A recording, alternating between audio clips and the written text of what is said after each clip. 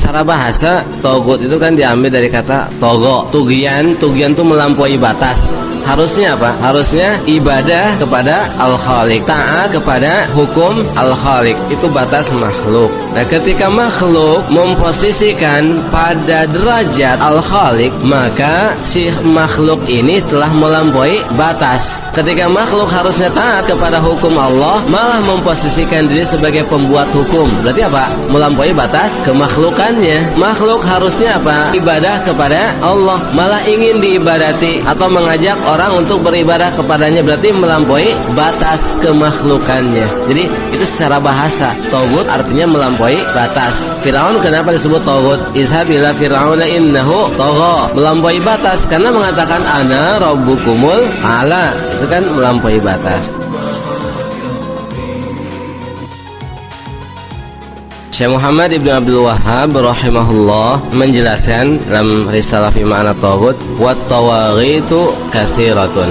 Taghut-taghut itu sangat banyak. Wa ru'usuhum khamsatun. Tokohnya, sesepuhnya, pentolannya ada 5. Taghut yang nomor pertama adalah asyaitan ad-da'i ila ibadati ghairillah. Setan yang mengajak beribadah kepada selain Allah. Segala bentuk peribadatan kepada selain Allah pada hakikatnya jatuh kepada setan yang menghiasinya. Dalam surat Yasin ayat 60, alam ahad ilaikum ya bani adam alla ta'budus syaitan innahu lakum aduwwum mubin.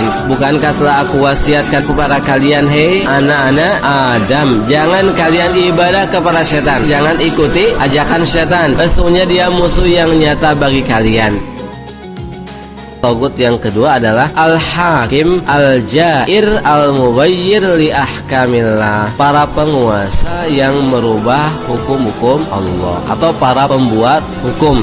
Dalilnya surat An-Nisa 60, Allah mengatakan alam tara ilal ladzina yaz'umuna annahum amanu bima unzila ilaika wa ma unzila min qablik yuriduna an yatahakamu ila taghuti wa qad umiru an yakfuru bih. Apa kamu tidak memperhatikan kepada orang-orang yang mengklaim beriman kepada apa yang diturunkan kepada kamu, mengaku iman kepada Quran dan kitab-kitab yang sebelumnya, tapi apa? Yuriduna ayatahakamu ila taghut, punya perkara tidak mau kepada hukum Islam, malah mengajukan perkaranya kepada hukum taghut. Di sini selain hukum Allah disebut apa? Hukum taghut. Dan berarti para pembuat hukum undang-undang itu adalah taghut. Yang ketiga, alladzi yahkumu bi ghairi ma anzalallah, yang memutuskan hukum berdasarkan selain hukum Allah, atau yang memvonis, mendakwa atau yang menyidik berdasarkan hukum selain hukum Allah, baik hukum adat yang tidak tertulis ataupun hukum yang tertulis. Itu disebut taghut. Dalilnya apa? Syekh Muhammad katakan surat Al-Maidah ayat 44, wa man lam yakum bima anzalallah fa ulaika humul kafirun. Barang siapa tidak memutuskan dengan apa yang telah Allah turunkan, maka mereka itulah orang-orang kafir.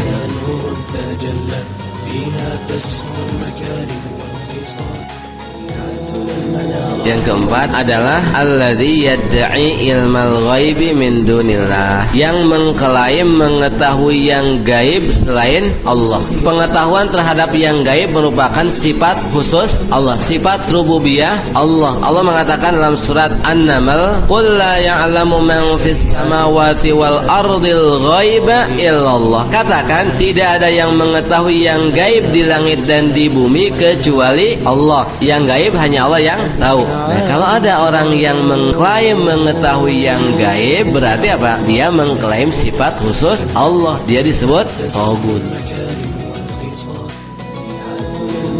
Yang kelima, alladzi yadda'i man ubida min dunillah wa huwa radin, orang yang diibadati selain Allah sedangkan dia ridha, atau orang yang memposisikan dirinya untuk diibadati.